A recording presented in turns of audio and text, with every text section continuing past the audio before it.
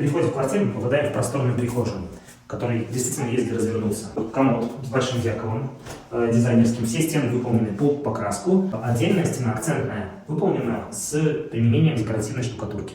Здесь же у нас разместились двери скрытого монтажа.